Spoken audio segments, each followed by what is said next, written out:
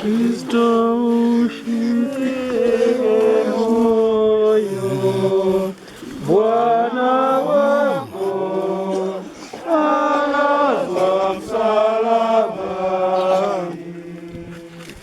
mara miguu na mikono yafungwa,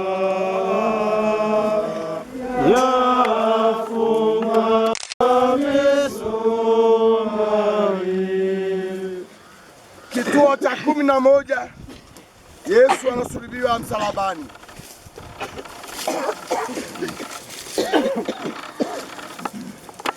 Mungu, tumsifu Yesu Kristo. Amina. Ndugu zangu wapendwa katika Kristo, kwa namna ya pekee upo kituo cha 11 ambacho Kristo baada ya kupokea msalaba kuka mara kadhaa njiani.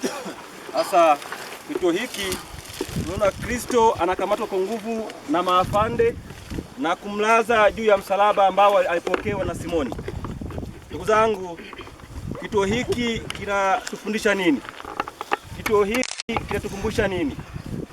Kwamba kama Kristo aliyekubali kuvumilia haya yote, hivyo hivi na sisi mahujaji tunakumbushwa kuwa wavumilivu kwa masumbufu mbalimbali ya maisha ya kiroho na kimwili.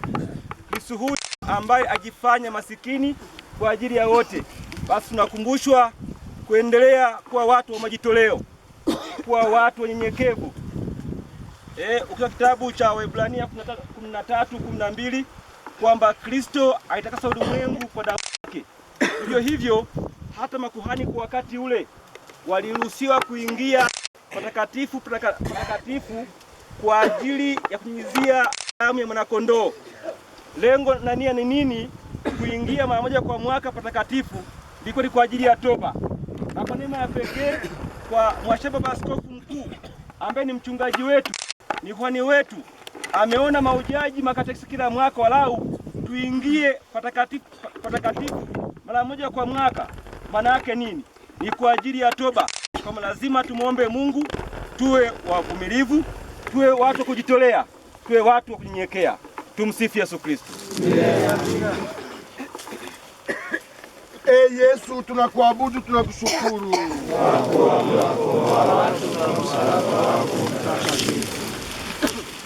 Yesu, uliyepigiliwa msumari msalabani na kutolea akili na utashi wangu, mfungwe pamoja na miguu yako, nipate kuwaza, kusema na kutenda siku zote tu yanayolingana na utukufu wa msalaba wako mtakatifu. Yesu, mimi mfungwa wako, nisaidie kuimarisha kifungo hicho kwa sala, sakramenti na fadhila za Kikristo. Baba yetu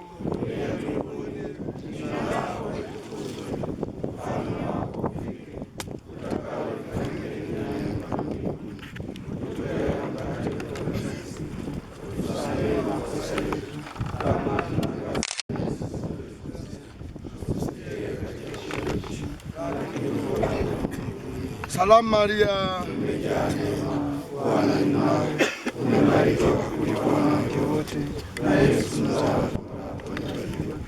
Maria Mtakatifu, mama wa Mungu, tuombee sisi wakosefu, sasa ya kufa kwetu.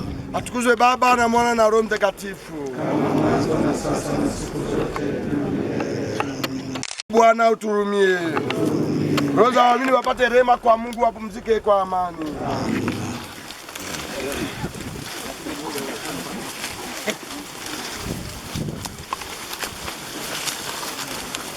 Fanyeni shangwe dunia yote, na mtumikieni kwa furaha. Fanyeni shangwe dunia yote, na mtumikieni kwa furaha. Fanyeni shangwe